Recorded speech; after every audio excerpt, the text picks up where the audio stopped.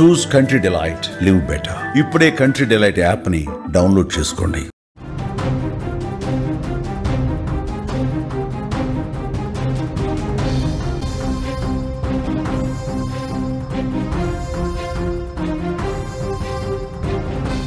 యుద్ధం ముగిసిపోయింది. పాకిస్తాన్తో యుద్ధం ముగిసిపోయింది. కానీ ఆ యుద్ధానికి కారణమైన పాక్ ఏజెంట్ల కథ ఏంటి? ఆ పాక్ ఏజెంట్లు భారతదేశానికి చేసిన ద్రోహం ఏంటి? భారత్లోనే ఉంటూ, భారత్లో పుట్టి, భారత్లో పెరిగి, భారత్ గాలిని, స్వేచ్ఛను అనుభవించి ఈ దేశాన్ని నాశనం చేయాలనుకున్న పాక్ గూఢాచారుల సంగతి ఏంటి? జ్యోతి మల్హోత్రా ఇవాళ మళ్ళీ గుర్తుకొచ్చింది. ఒక్కసారిగా స్వతంత్ర దినోత్సవ వేడుకల తర్వాత మళ్ళీ తెరపైన కనిపిస్తోంది. జ్యోతి మల్హోత్రా ఎందుకు ఇప్పుడు తెరపైకి వచ్చిందంటే, ఆమె పోలీసుల ఇంటరాగేషన్లో చెప్పిన నిజాలు వింటే కళ్ళు బయలు కమ్ముతాయి. ఆమె చెప్పిన నిజాలని ఛార్జ్ షీట్గా మార్చి ఇవ్వాలే కోర్టుకు సబ్మిట్ చేశారు పోలీసులు. హర్యానాలోని 3 నెలల పాటు హర్యానాలోని హిసార్ పోలీసులు జ్యోతి మల్హోత్రాను విచారించారు. జ్యోతి మల్హోత్రా విచారణలో ఒక కీలకమైన సమాచారం వెలుగులోకి వచ్చింది. దాదాపు ఏడాది క్రితం నుంచి, పహల్గాం దాడికి ముందు ఏడాది క్రితం నుంచి జ్యోతి మల్హోత్రా పాకిస్తాన్ కోసం పనిచేస్తోంది. పాకిస్తాన్ ఏజెంట్ ఇషాన్ ఉర్ రెహమాన్, అతనే డానిష్ అంటారు. ఇషాన్ ఉర్ రెహమాన్ ఇతను ఢిల్లీలోని పాకిస్తాన్ హై కమిషన్లో ఉద్యోగి.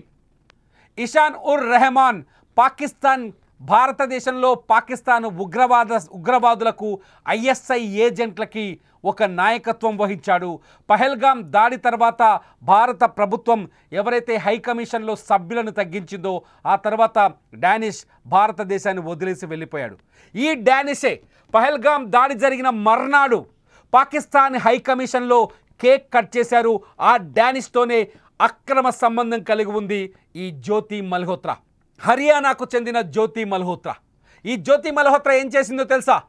2024 ఏప్రిల్లో పాకిస్తాన్కి వెళ్ళి నెల రోజుల పాటు, అంటే 2024 మే వరకు పాకిస్తాన్లోనే పర్యటించింది. పర్యటిస్తూ ఖాళీగా లేదు. పాకిస్తాన్లో ఏదో వీడియోలు చేసి ఆమె యూట్యూబ్ ఛానల్లో ఆ వీడియోలు ప్రజెంట్ చేస్తూ నేను పాకిస్తాన్లో పర్యటిస్తున్నాను, పాకిస్తాన్లో టూర్ చేస్తున్నాను అని జనాన్ని నమ్మించింది. కానీ బ్యాక్ ఎండ్లో పాకిస్తాన్ ఐఎస్ఐ ఏజెంట్లతో ఆమె చాలా ముఖ్యమైన విషయాల్ని చర్చించింది. అంతేకాదు భారతదేశానికి సంబంధించిన చాలా కీలకమైన రహస్యాలను తీసుకొని పాకిస్తాన్కి వెళ్ళింది జ్యోతి మల్హోత్రా. 2024 ఏప్రిల్లో వెళ్ళి అక్కడ ఐఎస్ఐ ఏజెంట్లతో చాలా మీటింగ్లు జరిపింది. మనం కొన్ని వీడియోలో చూడొచ్చు. జ్యోతి మల్హోత్రాకి పాకిస్తాన్లో అక్కడి ప్రభుత్వం, అక్కడి హై కమిషన్ సభ్యులు లేకపోతే ఐఎస్ఐ బ్యాచ్ ఆమెకు వినోదాన్ని ఇచ్చిన వీడియోస్ని.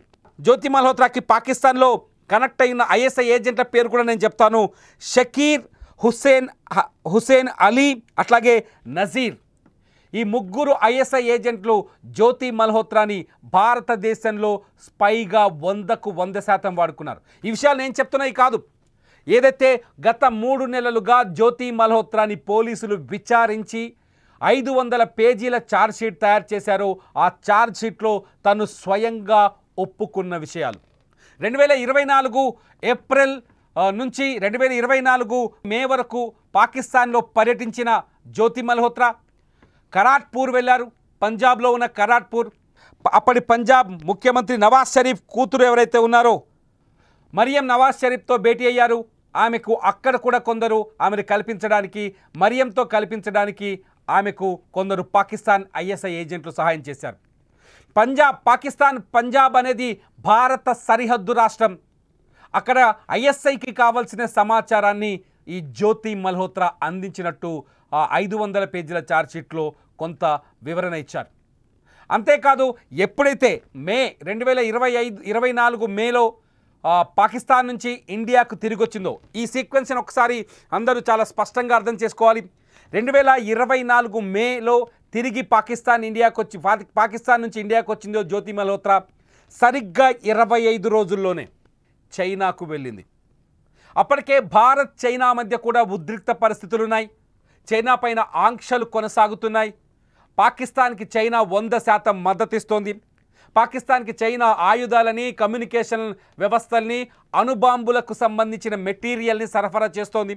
చైనా సైంటిస్టులు వెళ్ళి గాల్వాన్ ఏరియాలో లేకపోతే బలోచిస్తాన్లో పాకిస్తాన్కి కావలసిన కొన్ని ప్రయోగాలు చేశారు, కొన్ని ప్రాజెక్టులు నిర్మించారు, అట్లాగే బాంబులు తయారు చేశారు, అణుబాంబుల తయారీకి సహకరించారు. ఈ సమయంలోనే చాలా కీలకమైన ఒక భారతీయ పౌరురాలిమే. సో చాలా స్పష్టంగా ఒక భారతీయ పౌరురాలు పాకిస్తాన్ నుంచి ఇండియాకు వచ్చిన 25 రోజుల్లో అంటే 2024 జూన్ 10వ తేదీన ఈమె చైనాకు వెళ్ళింది. జ్యోతి మల్హోత్రా చైనాకు వెళ్ళిన తర్వాత అక్కడ కూడా జూలై వరకు అంటే 1 నెల రోజుల పాటు 1 మంత్ చైనాలోనే ఉంది ఈ జ్యోతి మల్హోత్రా. జ్యోతి మల్హోత్రా చైనాలో ఈ నెల రోజులు వీడియోలు మాత్రమే చేయలేదు, చైనాని కేవలం ఎక్స్ప్లోర్ మాత్రమే చేయలేదు, ఐఎస్ఐ అప్పజెప్పిన కీలకమైన పనుల్ని పాకిస్తాన్ కోసం చేసి పెట్టింది, ఈ డానిష్ కోసం చేసి పెట్టింది జ్యోతి మల్హోత్రా. డానిష్ కోసం చేసిపెట్టి అక్కడ తన టూర్ ముగించుకున్న తర్వాత వెంటనే చైనా నుంచి ఇండియాకు రాలేదు. నేరుగా చైనా నుంచి ఇండియాకు రాకుండా నేరుగా నేపాల్ వెళ్ళింది. నేపాల్ వెళ్ళిన జ్యోతి మల్హోత్రా ఆ తర్వాత భారత్కు తిరిగొచ్చింది. భారత్కు తిరిగొచ్చిన తర్వాత జ్యోతి మల్హోత్రా ఏమీ ఎరగని అమాయకురాలుగా సాధారణ యూట్యూబర్గా మారింది. అంతేకాదు ఎవరైతే తనలాంటి వ్లాగ్స్ అట్లాగే యూట్యూబ్ వీడియోలు చేస్తున్నారో అటువంటి యూట్యూబర్స్ని ఐడెంటిఫై చేసి వారిని పాకిస్తాన్కి తీసుకెళ్లేందుకు ప్రయత్నాలు చేసింది.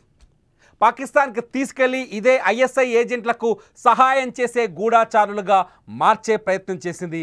ఎవరైతే అందులో భాగంగానే ఎవరైతే ప్రియాంక అనే ఒక యూట్యూబర్ పూరిలో ఆమె కనిపెట్టి ఆ ప్రియాంకని ట్రాప్ చేసే ప్రయత్నం చేసింది జ్యోతి మల్హోత్రా.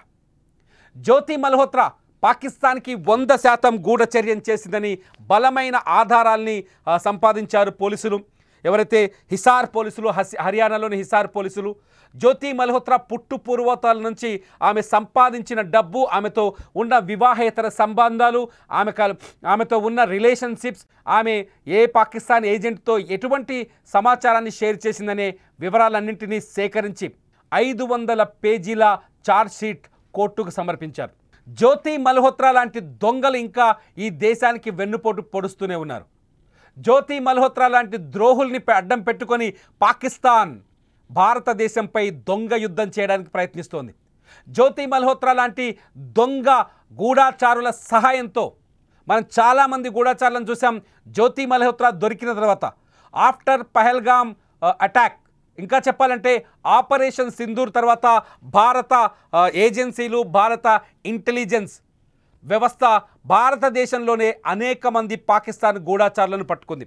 వీళ్ళంతా డబ్బులకు అమ్ముడుపోయి ఈ దేశ సార్వభౌమాధికారం పైన దాడులు చేసేందుకు పరాయి దేశానికి, పగ దేశానికి సమాచారాన్ని అమ్ముకున్నారు.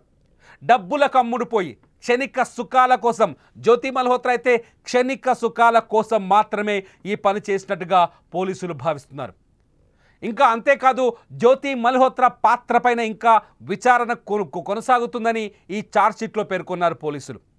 జ్యోతి మల్హోత్రా ఎప్పుడైతే పాకిస్తాన్కి వెళ్ళొచ్చిందో సరిగ్గా ఆమె వెళ్ళొచ్చిన ఏడాదికే అంటే 2024 ఏప్రిల్లో ఆమె పాకిస్తాన్కి వెళ్ళి తిరిగి వస్తే 2025 ఏప్రిల్లో పహల్గామ్లో దాడి జరిగింది.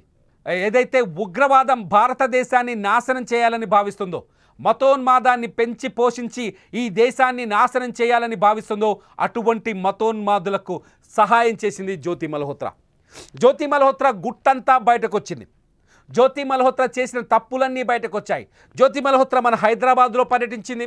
మన హైదరాబాద్లో ఏదైతే వందే భారత్ ట్రైన్ ప్రారంభించారో ఆ ప్రారంభోత్సవంలో పాల్గొంది. జ్యోతి మల్హోత్రా కేరళ వెళ్ళింది. కేరళలో కూడా అక్కడి టూరిజం విభాగం ఆమెని తెలియకుండానే ఆహ్వానం పంపింది.